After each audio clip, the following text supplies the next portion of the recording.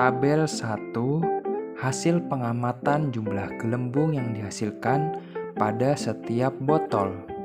Tabel 2, hasil pengamatan ukuran balon pada setiap botol. Tabel 3, hasil pengamatan warna daun pada setiap botol.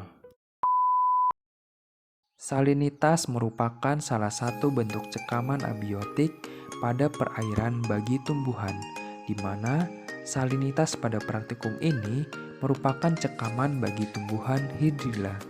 Pada dasarnya, menurut Kimball tahun 2005, hidrilla merupakan tanaman air yang hidup di kolam maupun danau yang airnya relatif jernih atau tidak keruh. Hidrilla memiliki daun yang kecil berwarna hijau karena mengandung klorofil. Untuk bertumbuhnya tanaman ini tidak terlepas dari pengaruh cahaya yang dapat diterima pada tanaman tersebut yang digunakan untuk berfotosintesis.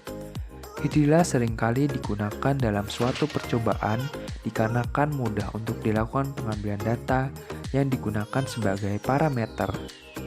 Hidrilla memiliki resistensi yang tinggi terhadap salinitas, yaitu lebih dari 9-10 ppt dibandingkan dengan tanaman air lain yang terkait di air tawar. Berdasarkan tabel hasil, kadar garam yang berbeda yang diberikan pada tumbuhan hidrilla memberikan respon yang berbeda-beda pula dari hidrilla yang dapat dilihat melalui parameter jumlah gelembung yang dihasilkan, ukuran balon, dan warna daun hidrilla. Berdasarkan pada hasil yang diperoleh, diketahui bahwa hidrilla pada botol 1 dengan perlakuan kontrol, yaitu tanpa diberi garam, menghasilkan jumlah gelembung yang paling banyak di antara ketiga botol lainnya karena fotosintesisnya berlangsung secara normal dan tidak tercekam. Hal ini mengakibatkan ukuran balon pada mulut botol pun menjadi paling besar. Hasil ini sesuai dengan pendapat dari Kimball tahun 2005 yang menyatakan bahwa daun hidrilla yang berfotosintesis normal mengeluarkan oksigen berupa gelembung lebih cepat pada bagian permukaan sisi bawah daun daripada sisi permukaan atas daun. Akibat tidak adanya cekaman juga, warna daun pada hidrilla pun tetap berwarna hijau tua dan masih dalam kondisi segar. Lalu, berdasarkan hasil pada botol kedua, botol ketiga, dan botol keempat pada jam ke-0, jumlah gelembung yang dihasilkan oleh botol 2, 3, dan 4 masih dalam kondisi yang banyak. Ukuran balon masih kecil dan warna daun masih normal, hijau tua. Hal ini dikarenakan hidrilla belum memberi respon terhadap cekaman garam yang ada. Tetapi di jam ke-12, 24, dan ke-48, hidrilla pada botol kedua, 3, dan 4 sudah memberikan hasil yang berbeda-beda dalam hal jumlah gelembung, ukuran balon, dan warna daun yang dihasilkan. Jumlah gelembung semakin sedikit dari botol 2 sampai ke 4. Akibatnya, ukuran balon pun juga semakin mengecil dari botol 2 sampai ke 4. Warna daun pun pada setiap botol berubah menjadi warna hijau muda pucat yang teksturnya semakin lembek. Hal ini diakibatkan respon dari hidrilla terhadap cekaman garam yang ada.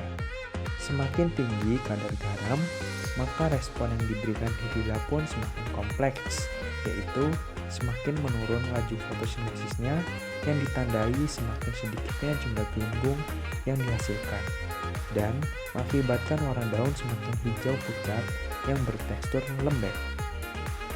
Hasil yang diperoleh ini sesuai dengan pendapat dari Kidas tahun 2011 yang menyatakan bahwa adanya cekaman salinitas dapat menurunkan laju fotosintesis tumbuhan.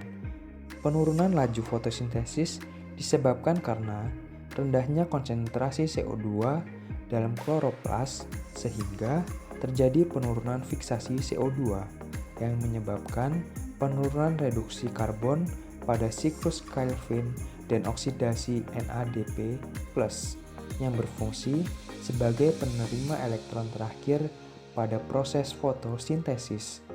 Selain itu, kadar garam yang tinggi mengakibatkan tumbuhan menutup stomata sehingga suplai CO2 pada kloroplas akan menurun dan oksigen hasil fotosintesis pun menjadi berkurang. Berkaitan dengan hasil warna daun hidrilla yang berubah dari hijau tua segar menjadi hijau muda pucat dan lembek, hal ini menurut Levitt tahun 2000 berpendapat bahwa kadar garam yang tinggi berpengaruh terhadap fisiologi, morfologi, dan biokimia tanaman dan bahkan ke tingkat molekuler tanaman. Akumulasi ion Na dan Cl pada konsentrasi yang semakin tinggi akan menyebabkan daun pada tumbuhan berwarna kuning atau klorosis, neokrosis, serta tepi daun menggulung. Turan et al. Tahun 2009 juga menambahkan peningkatan NaCl juga dapat memicu menurunkan kadar klorofil total pada daun dan biomasa pada tumbuhan, sehingga warna hijau daun berkurang. Penurunan kadar klorofil menurut Yanagui-Raman et al. Tahun 2006 dapat terjadi karena kerusakan membran. Selain itu, penurunan kadar klorofil dapat terjadi karena gangguan fungsi seluler dan kerusakan rantai transport elektron pada fotosintesis akibat akumulasi ion.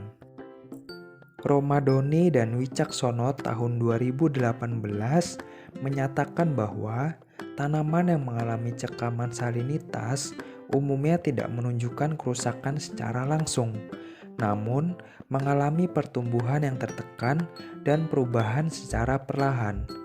Hal ini dapat dilihat pada praktikum ini bahwa hidrilla memberikan perubahan secara perlahan. Selain itu, cekaman osmotik yang menyebabkan tanaman sulit menyerap air dan pengaruh ion Na dan Cl yang berlebihan akibat pemberian NaCl juga menyebabkan pembelahan dan pembesaran sel terhambat. Berdasarkan praktikum yang telah dilakukan ini, maka dapat disimpulkan bahwa praktikum ini berhasil menganalisis dan membuktikan respon tumbuhan hidrilla terhadap keadaan tercekam pada berbeda kadar garam, di mana diketahui bahwa pada keadaan tercekam larutan garam, hidrilla akan memberikan respon berupa menutup stomata sehingga laju fotosintesisnya menurun dan warna daun berubah menjadi warna hijau muda pucat. Semakin tinggi kadar garam yang mencekam hidrilla, maka akan semakin besar respon yang diberikan oleh hidrilla.